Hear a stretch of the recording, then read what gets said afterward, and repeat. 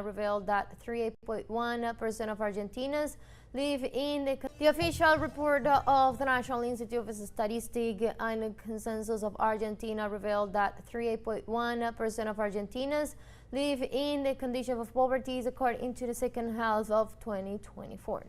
According to the Institute's statistics, which are projecting some 18 million people, at least 2.9 million of these citizens live in households with insufficient income to cover their basic needs. Likewise, economist Abraham points out that poverty has returned to the levels prior to the administration of Argentinian President Javier Milei and warns that the index continues in alarming conditions. The statistics also indicate that this report does not consider the decrease in the purchasing power of the middle class and the level of indebtedness of the popular sector.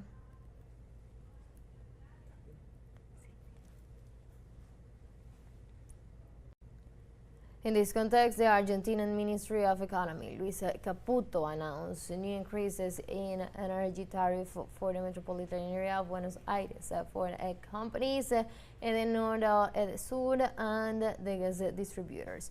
The official bulletin of the National Electricity Regulator and the Secretary of Energy shows that electricity rates will increase by 1.7% of the metropolitan area and gas rates will increase by 1.8% as of from April 30, 2025. Argentinian public transportation and fuels also showed an increase of between 2 and 4.4% as required by the Minister of Economy in order to correct relative prices of the country's economy. Likewise, according to the report of the National Institute of Statistics and Consensus of Argentina on the development of salaries in relation to the month of January 2025, it shows the fall of the purchasing power after the economic policies of Javier Milei. The report has noted that the public and private workers in general have seen their purchasing power decline by 5.5% since the inauguration of the Milei government, and points out that wages have fallen for the second consecutive month. For its part, the Argentinian State Workers Association has questioned the policies and the freezing of funds of the Space for a Memory, Promoting and Defense of Human Rights (ESMA), which guarantees the provision of certain services such as public transportation, health services, and the cutting social policies. Meanwhile, human rights organizations denounced that more than 500 inmates escaped from prisons on March 31st after members of the armed coalition Red Symbol broke into police and penitentiary centers in the communities of Miribales.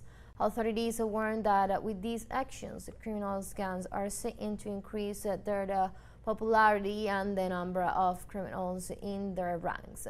The criminals reportedly control the locality and have forced thousands of people to flee their homes, while the number of deaths from gun attacks in the country is rising.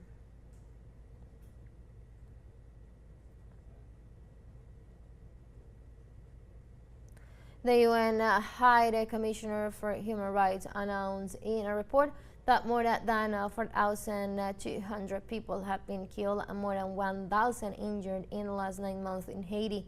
The text also states that most of the crimes have been committed with weapons that have been illegally smuggled into the country from abroad. Finally, the organization warned that the use of collective sexual violence increases as well as sexual exploitation by gangs. The official report of the National Institute of Statistics and Consensus of Argentina revealed that 38.1% of Argentinians live in the condition of poverty according to the second half of 2024. According to the Institute's statistics, which are projecting some 18 million people, at least 2.9 million of these citizens live in households with insufficient income to cover their basic needs. Likewise, economist Abraham points out that poverty has returned to the levels prior to the administration of Argentinian President Javier Milei and warns that the index continues in alarming conditions. The statistics also indicate that this report does not consider the